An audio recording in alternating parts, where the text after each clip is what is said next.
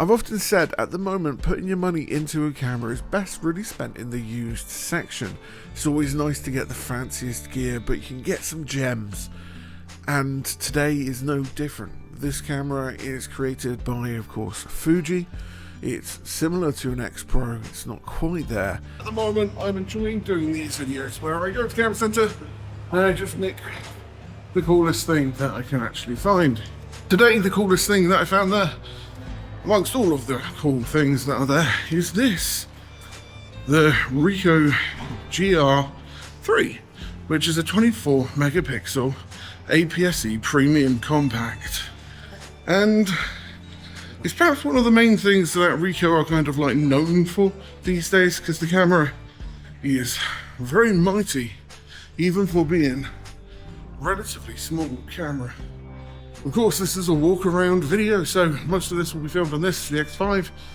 I'm just liking it at the moment. I don't know why I'm liking it so much, I just am. And it just allows me to do these kind of talking videos.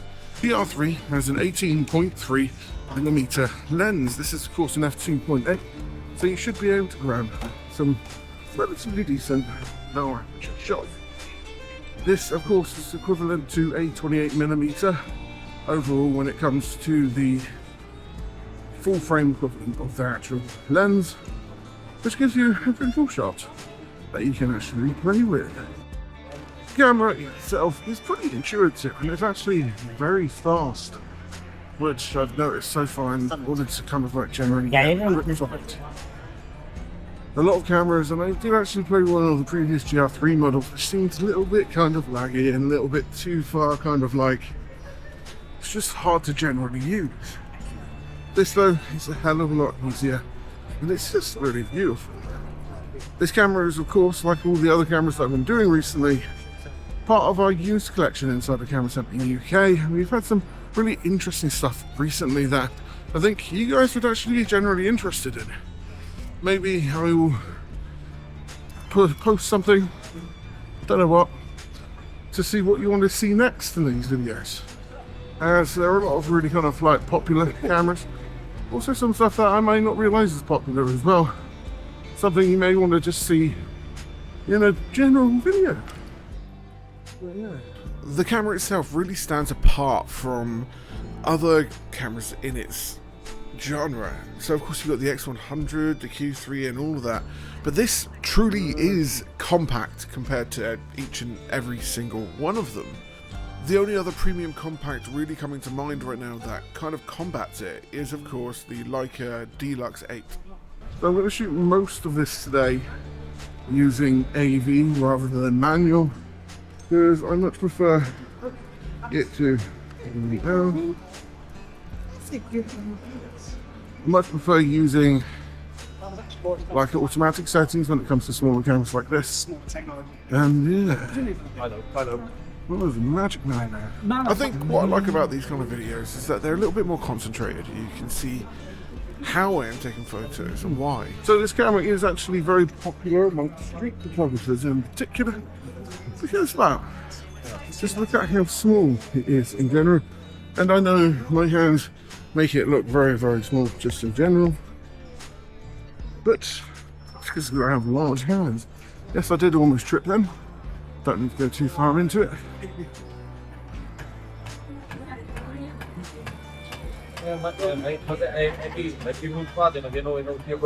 The camera, like the X100, actually does have some film simulations on it, giving you photos which you'll be able to actually post straight away. I am of course shooting this in RAW because I'm a little bit of a RAW junkie when it comes to editing my photos in post. You know, it's still nice to at least have the option there. And yeah, hopefully be able to grab some shots with it today. A premium compact. The biggest thing is the compact side of it. So recently tested out the GFX 100 RF, and what we kind of like quantify as a compact camera these days, it doesn't really feel like it anymore, does it? They are just getting bigger and bigger without, you know, really actually being small for you to be able to have it like as a sidekick, or just generally get it in your bag as easily as possible. This though is small, it's compact, it's fun to use as well, and it just looks the part as well, doesn't it? What I like about the street version in particular is the yard ring. I mean, that's just, you know, really smart looking, right? But also, you know, it's got like a brushed kind of like gunmetal kind of like look to it, and well, I could get behind that for sure. Well, I'm hungry. But yeah, the thing about Ricoh and Pentax in particular, or Ricoh, I guess, I feel the GR has kind of almost saved them to a certain extent. I mean, the Pentax released Pentax 17, that film camera, but this is just cool. It's just cool, super fun to use, super high quality because you've got that APS-C sensor, and it's also, again, one of the most compact cameras on the market at the moment for street photography in particular. We do of course sell these new, however we've got, I believe, one or two in second hand at the moment, so if you are looking for one, make sure you click on the description down below, you can grab it there. What I look for when it comes to street photography is kind of people that are kind of like telling a story in and of themselves. Maybe they have a certain pose, they are laughing, you know, there's an emotion there, or they look a certain way to a certain extent. But it's not just your typical, oh, let's find the most attractive subject possible. It's more, hey, what stories can I tell? You know, there's so much kind of like human emotion out there on the streets. So what can I capture? What can I capture without also being in the way of that moment, that person? And with those kind of like things in mind, I think a small camera like this works absolutely perfectly. And I think, you know, the x100 is good for that because it does look like that film camera that everybody likes to, you know, that everybody likes it for. Because you're not going to grab that's kind of like almost timeless, and you know, things that everybody really goes through.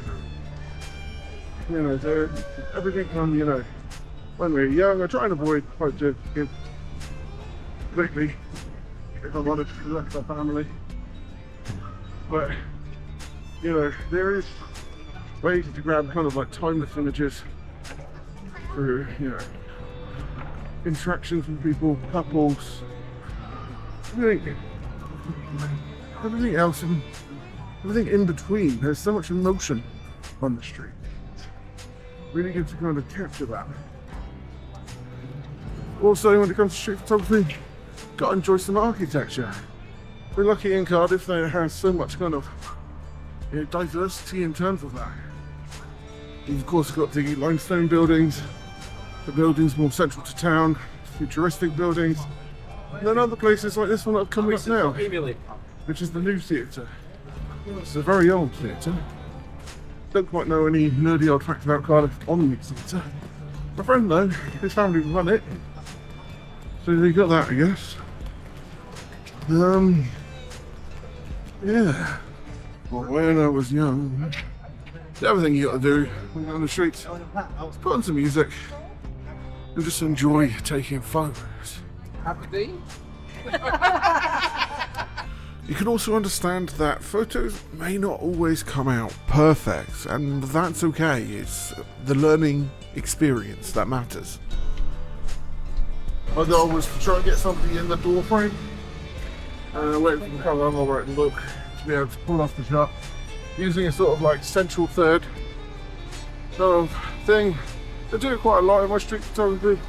Might be good to actually put a collection together as to those photos. We're not quite good. The other thing when it comes to doing street photography, you've got to realise it's not always going to pan out like you want it. Not everything is going to be gold. Overweight. Not everything is always going to be perfect. The trouble that I have when it comes to these smaller compacts, and this is probably a point in the X100's kind of like area, is that my hand, because it's so big, knocks in the buttons. Something I can't necessarily get away with. But it's what it is, really, isn't it? I just did actually have a look at some of the photos, and it's not pulled, like, it's not been an absolutely perfect kind of like grab of the photos I was looking for. The autofocus for the camera isn't particularly crazy. It does the job pretty well, and I will admit, through just like simple snaps, it grabs it. However, there were a number of shots today that I missed, and that can come down to really not putting enough time in to be able to take that shot. Street photography really is more about patience than anything else, and if you're patient, you can find some really cracking photographs. Oh, sorry. With street photography in general, you've just really gotta be brave and take the photos if you get the chance. 9 times out of 10, most people will generally ignore you, but you've also got to be respectful of their boundaries as well, and don't go too far and too close to people. I've seen a number of photographers do this in the past, and it's not sometimes you just got to wait for a shot. But it's nice kind of like light ray there, and if we can get some good shadows off of people walking, I think it'll be a good shot. Let's continue. Let's actually see if we got the shot. Yeah, quite like that. It's a pretty cool kind of like alleyway in Cardiff. A lot of graffiti kind of all over the place. Like on like days like today, there's just a lot of light, dark kind of areas. Of course, there's a lot of colour down here as well. A lot of like, oh look, general street photography art. Got a leather mattress. I don't think I've actually got a mattress in my repertoire. Now I do. I'll tell you what, let's make it a little bit more moody. Go for some black and white, shall we? There you go. I'm now an artist, taking a photo of a mattress in black and white. Ah, it's a pretty cool Papa John's, isn't it? I like the bikes up front. This is of course City Road. They're sort of like best place to get food in Cardiff. There we go, got Papa John's. Don't know if I like that style. Vivid. Yeah. Oh my god. There's the next street photography thing. An upside down shopping cart. The Ricoh GR III was actually a lot of fun to shoot with. The camera itself, like I said in the video, is nice, small and compact. It's also a 24.2 megapixel APS-C size sensor. The sensor also does actually help with low light capabilities, and on that note, it does actually have 3-axis image stabilization built into the camera, which basically allows you to go down to lower shutter speeds and still make sure you get a sharp photo. The camera itself is not really a video powerhouse, with only being able to shoot HD at 60p. The camera is kind of in the market for people who want to do street photography, maybe even a professional photographer that wants a compact camera that can actually take professional grade photos without necessarily needing anything more complicated than that. It does have a whole sweep of other features which are absolutely fantastic. For example, you have a touchscreen interface, and I will say the interface and the ergonomics of the camera are pretty fantastic. The only thing that I feel like it falls short on is when I'm shooting with a camera like that, it's just a little bit too small for my hands. But overall, the general experience of shooting with it was actually pretty spectacular, and it's nothing I can really complain about too much. The photos themselves were pretty sharp overall, and depending on kind of what your focal length is in like where you're most comfortable with, you can have a look at the other GR3 variants, which is basically the same camera but with different lenses.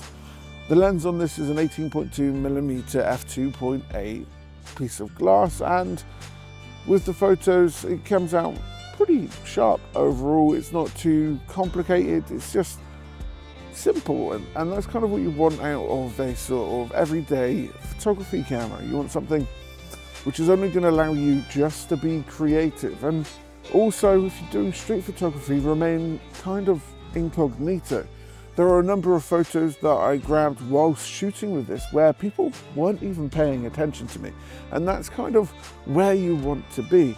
The other thing I noticed, although there were a lot of the photos you've seen in this, I have changed the colours around just a little bit, is the natural colour in the camera did actually look pretty spectacular, and I was actually really impressed with this overall. The camera, in conclusion there, the camera pretty much feels absolutely fantastic. Again, it is a lot smaller, and it is a lot smaller than the X100 series just in general. But with that, you get a camera that I feel like complements a everyday carry just a little bit more without necessarily being a fashion statement. The design of the camera, I think, kind of speaks to this, because it's more designed to look like an actual compact camera rather than a film variant of a compact camera. So if you are looking to do street photography, and if you want a camera that is just going to allow you to take some great quality photos without being too obvious what it is, then I do believe, and I thoroughly do believe, the Ricoh GR III is a great choice for you. Like I said in this video, I did actually take this from the used department in Camera Centre UK, but we do actually sell them new as well, so make sure you go over to Camera Centre UK if you are looking for any of these things, or click in the link down below and it will take you right through to there. If you enjoyed this video, please like, follow, subscribe if you want to see more. Have a good day.